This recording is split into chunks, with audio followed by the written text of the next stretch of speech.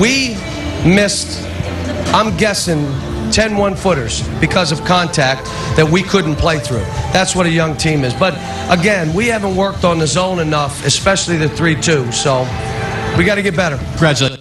Now talking about his undefeated second-ranked basketball team has got to get better, which probably would be a good idea for us as well. Welcome to the Red and Blue Review. Gupper and the gang talking a little football and basketball, though Kentucky probably doesn't want to talk football much.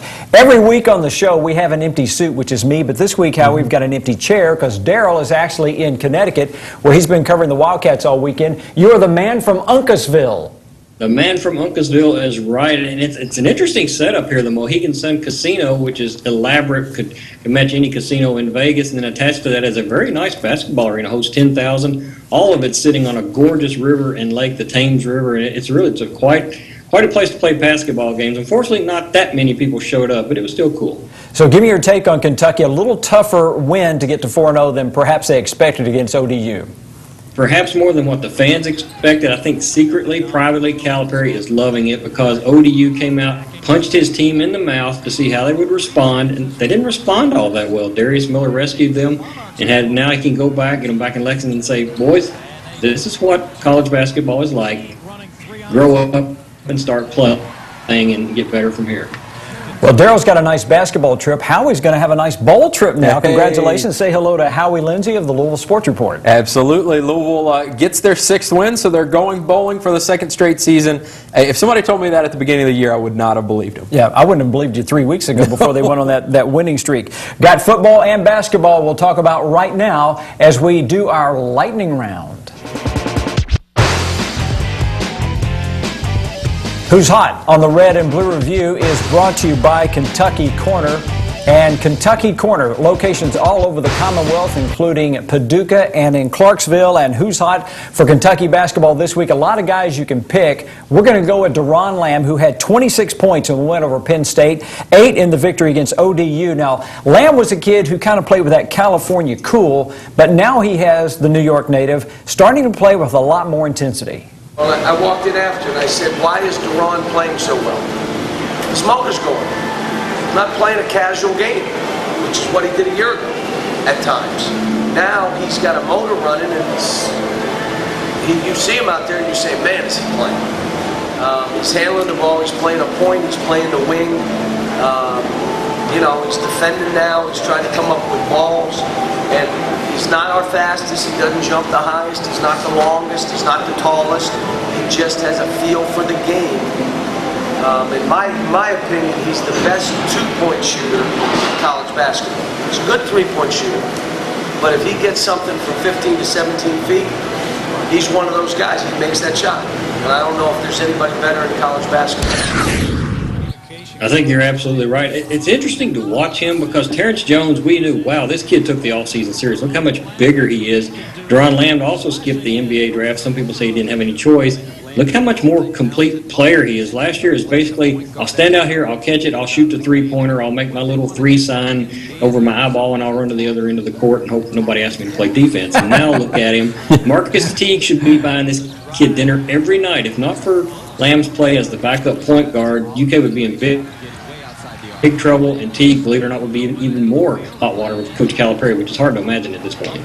What's hot at the University of Louisville? How about what's not? With football and basketball both having incredible weekends. In fact, we picked up this Twitter posting from a Louisville fan named Jordan Wells who said, State of Kentucky football teams now bowl eligible. Western Kentucky, Louisville, team eliminated, Kentucky. Gotta love it, Howie. You do have to love it. And from Louisville's standpoint, it was a huge Saturday. You beat last season's Big East champion in UConn. You beat last season's NCAA runner-up in Butler. Now, certainly there are vastly different teams this year, but still, we'll take those wins. A good win for both football and basketball. Louisville is going bowling. It's amazing how much celebration there was from Louisville fans, given that Louisville's going bowling for the 2nd straight year, the same day that Kentucky loses the opportunity to go bowling for the 6th straight year.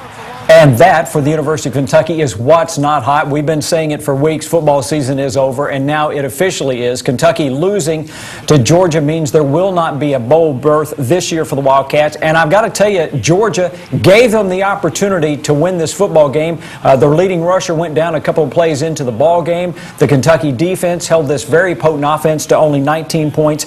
But Kentucky's offense, once again, couldn't take advantage of the opportunity. So, Darrell, even though they did lose, you tell me they did salvage some self-respect out in Athens. Absolutely, I think they salvaged self-respect. Everybody, I was included, I thought they would lose 55-0. I really did. They are so beaten up, and especially on the defensive side. And then the defense plays out of their mind, and with a bunch of young guys. And Georgia had the chance to secure the SEC East title, go into that championship game, and probably against an LSU, and who knows, pull that upset. And Kentucky played them 19-10. I mean, they couldn't get anything going on offense. That wasn't a huge surprise, but I think absolutely they earned a measure of respect with the fan base, which has really been down on them the last few weeks.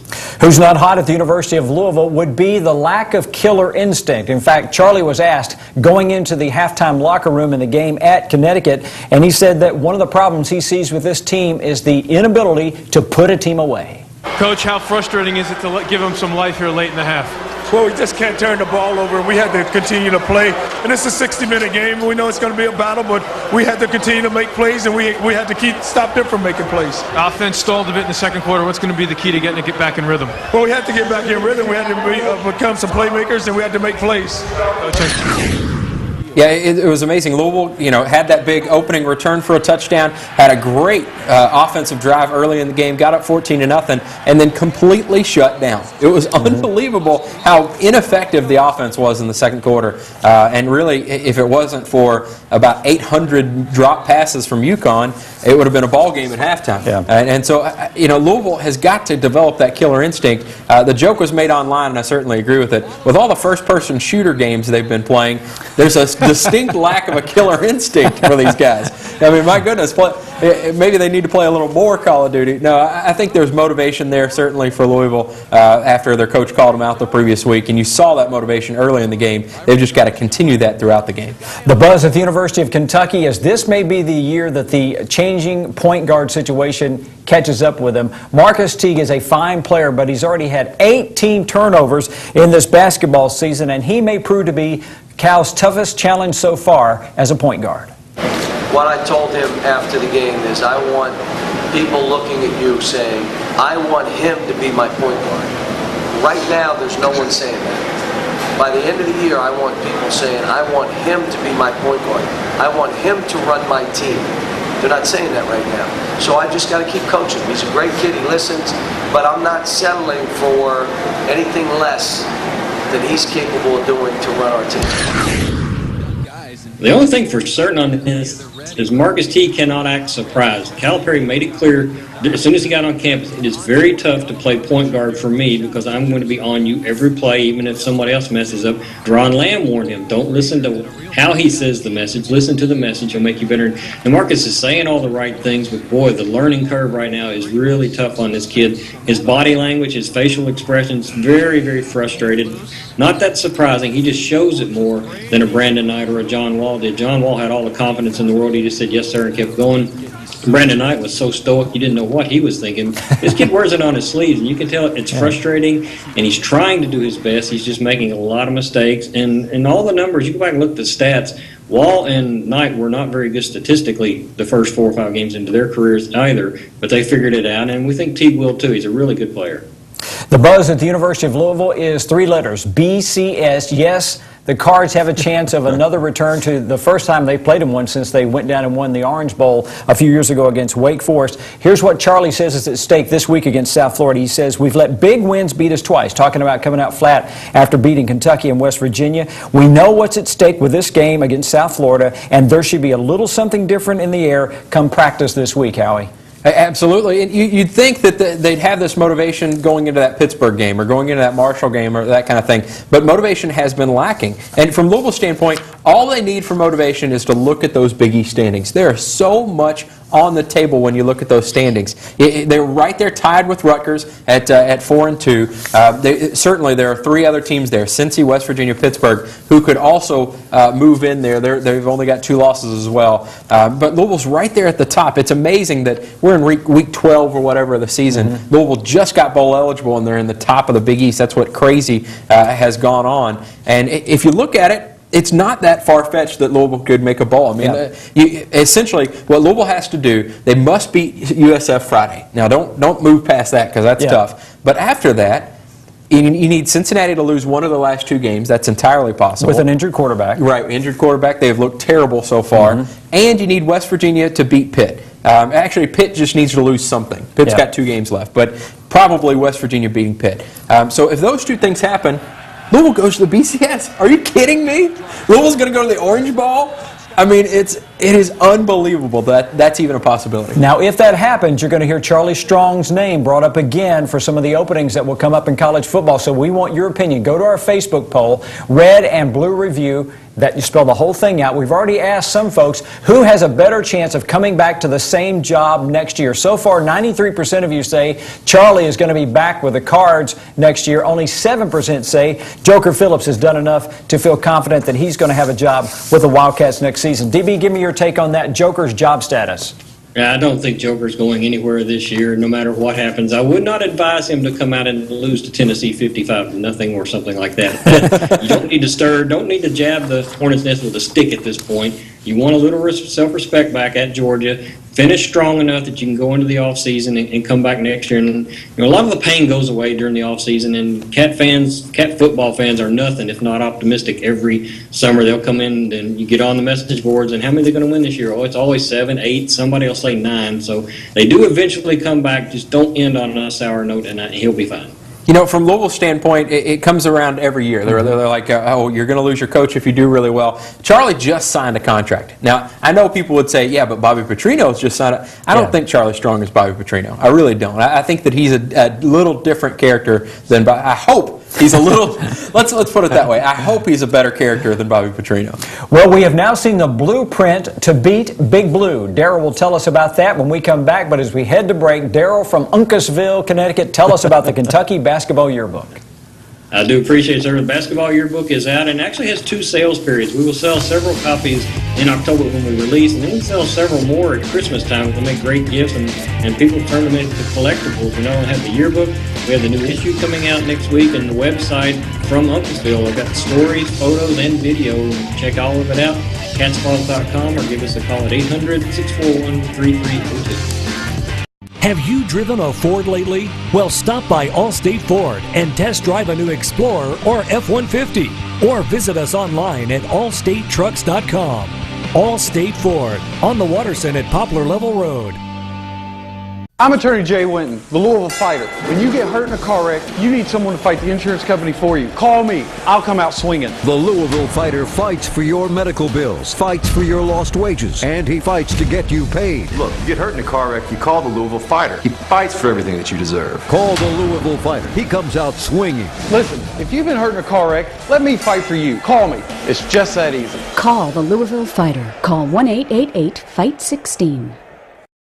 When you need a truck, Bachman Chevrolet is your truck headquarters. I'm Teresa Bachman. Even during our construction, we have more trucks than any other dealer. Silverado, Colorado, Tahoe, or Suburban, Bachman is your #1 Chevrolet truck dealer. Nobody beats Bachman's price or selection on any Chevrolet, including Traverse and Equinox. Chevrolet has what you need, and Bachman Chevrolet has what you want. Bachman makes the difference. Kentucky Corner is giving UK fans a new cheer this season. Pink! Think Power Pink when you dress Big Blue this season. Kentucky Corner is the only place to find hot new colors and styles the Big Blue Nation craves. Polka dot! Kentucky Corner is in Louisville, Lexington, Ashland, Florence, E-Town, Clarksville, Paducah, and with Kentucky Corner online, there's a Kentucky Corner on your corner.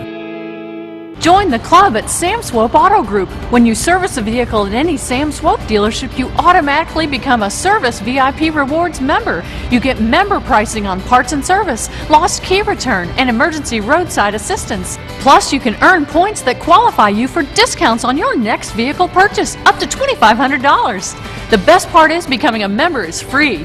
Become a member today at any Sam Swope dealership. Nobody walks away because everybody saves.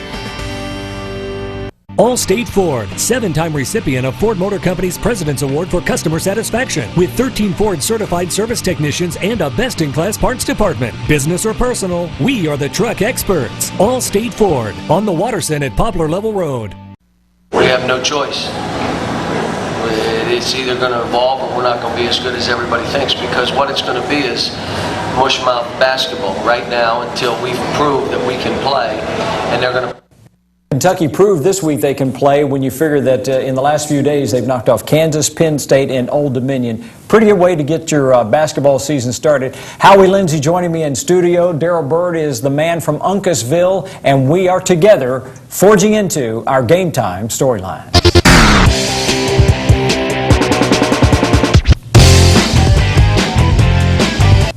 Kentucky and Louisville do not have to be at their best now. They just need to be at their best in March. And for Kentucky, that means getting a little bit better every day, which explains why against Kansas you saw Kyle Wiltjer play very little, and over the weekend he played quite a bit, because as the players improve individually, they're going to get better as a team and more playing time. I mean, we're a good team, but we have a long way to go.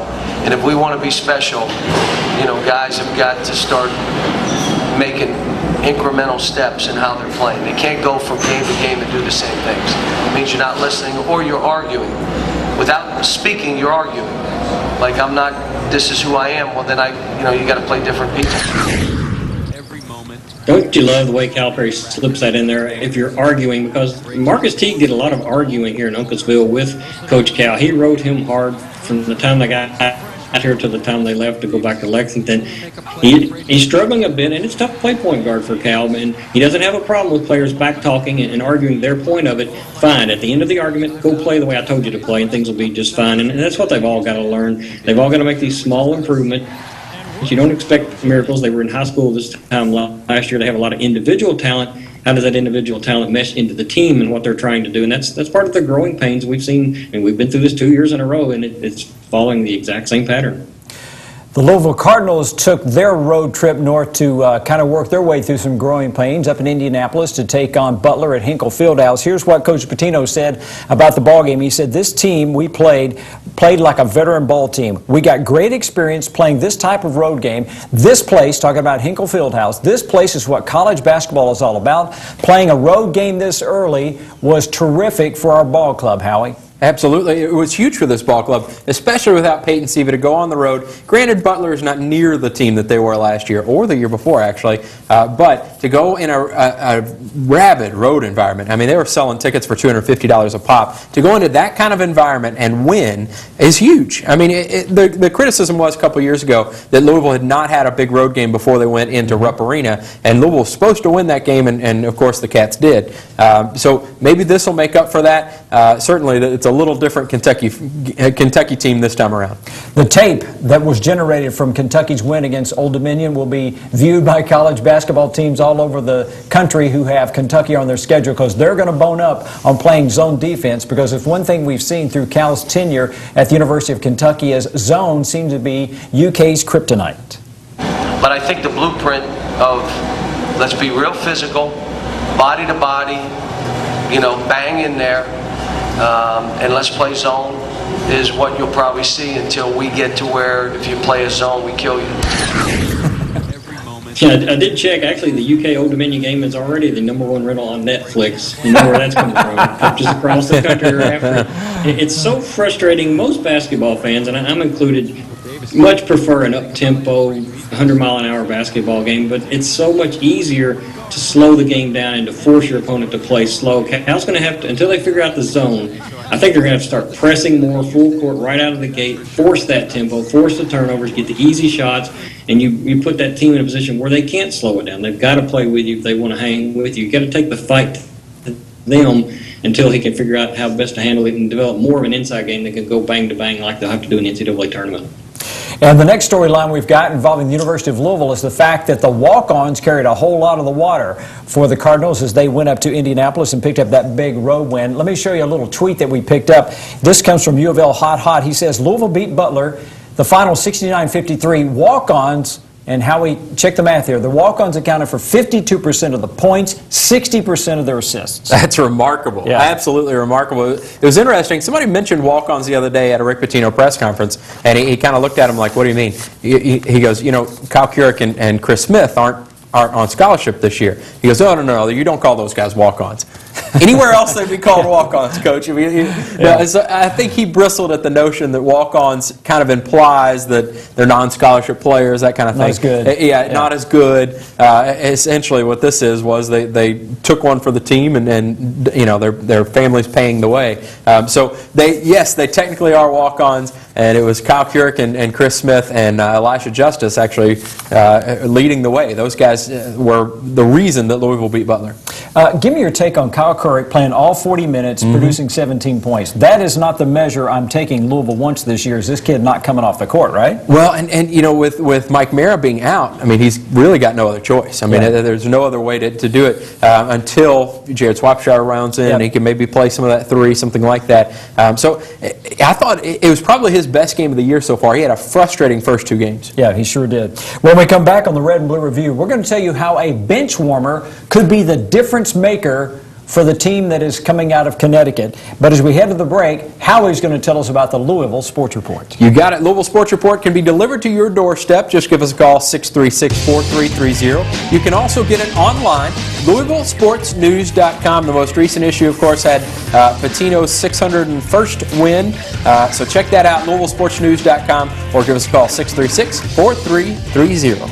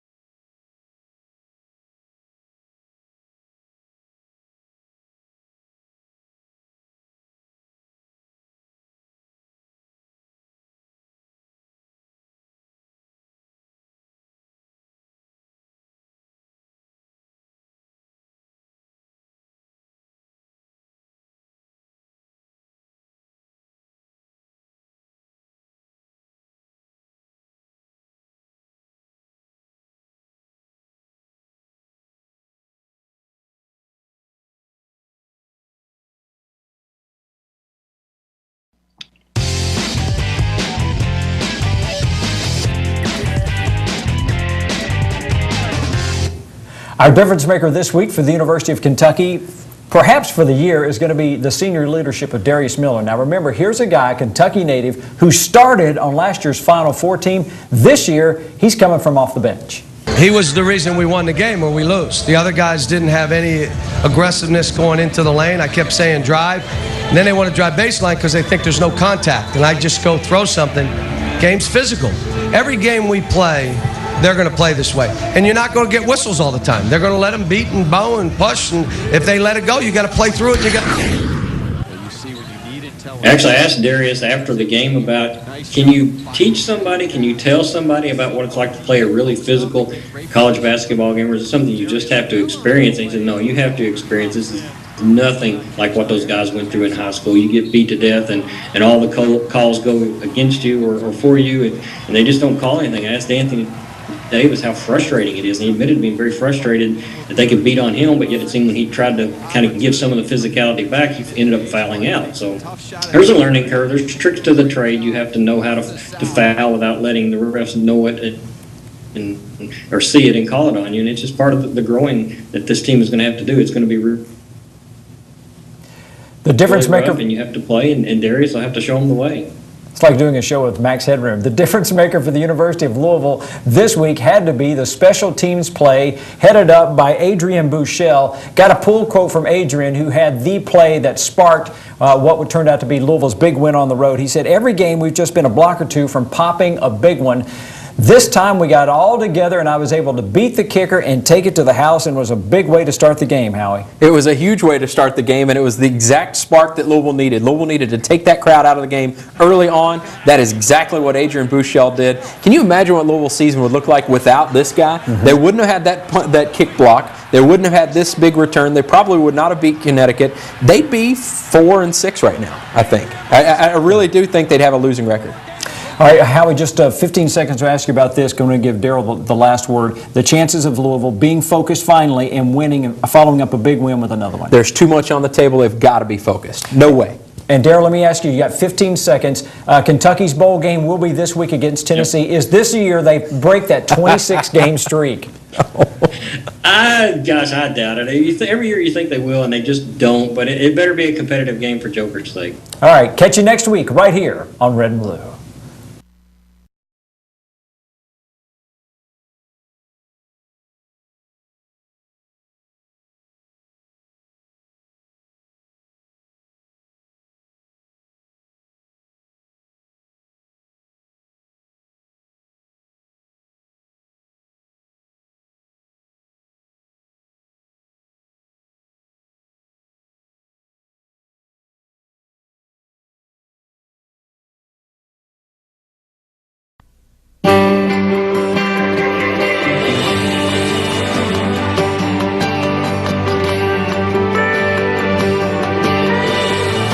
When you visit Kentucky and savor some of its unique experiences, you'll be surprised by how much your vacation really comes to life.